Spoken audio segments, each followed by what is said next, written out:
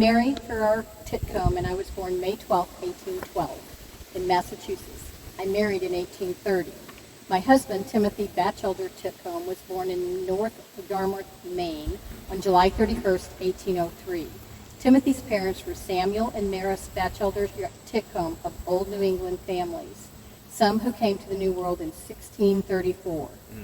After our marriage, we moved to Ohio, Illinois, Iowa, before we finally settled on a farm by Fairport, Missouri. We purchased 160 acres on June 12, 1854 for $1,000 cash.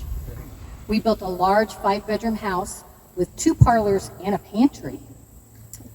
In 1864, Timothy was elected one of 3 judges for DeKalb County and was reappointed to this position in 1865 by the governor. Timothy and I had 5 children: Edward, Albina, Lydia, Stephanie, and Amra, born between 1832 and 1849. All the children married except for Stephanie, who stayed on the family farm with us. Our oldest, Edward, tried to divorce his wife and was unsuccessful. She came back and sued him for defamation of character, harsh and abusive treatment, and was successful in getting a divorce. They had been married for 10 years. He moved in with us to help with the farm. By 1871, there had been a number of instances where Edward had disagreements with numerous family members, especially his brother-in-law. They were always started by him, were always one-sided, and were always just words. But on Saturday, July 1st, 1871, he had a disagreement with his father over some hay. His father, trying to get away from the situation, said, "Do as you please," and started to walk away. But Edward responded by tackling his father and knocking him to the ground. 2 of his sisters came to their father's defense, and he was able to get up and escape, getting on horseback and running to the neighbors.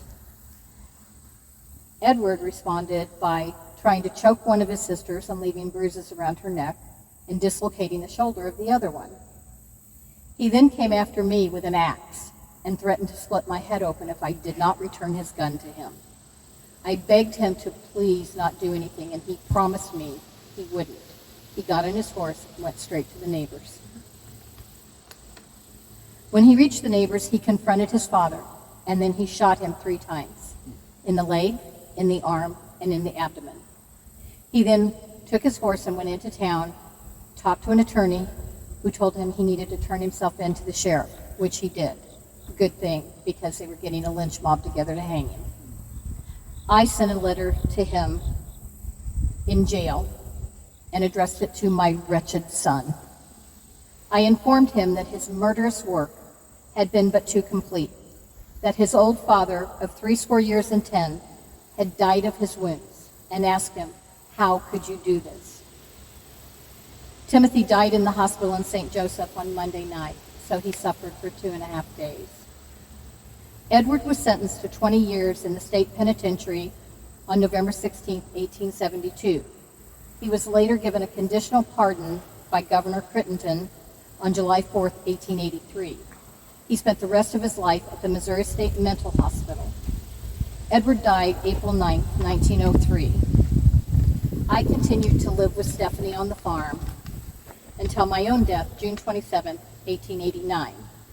Timothy and I are buried here at the Maysville Cemetery side by side. And I'll just add to this, there was a lot of newspaper articles and things, and the more I dug into Edward, he served in the Civil War. And I think he came back from the Civil War a changed man. And I think he probably had PTSD, which of course back then was not recognized. And so, he never got the help he needed. This is a tragedy that should have never happened, but it is the way life went. And it was, you don't know what you don't know. So I'll just say that. I'm not trying to defend him. He still murdered his dad, but, I think there were extenuating circumstances surrounding it all. Yeah. So.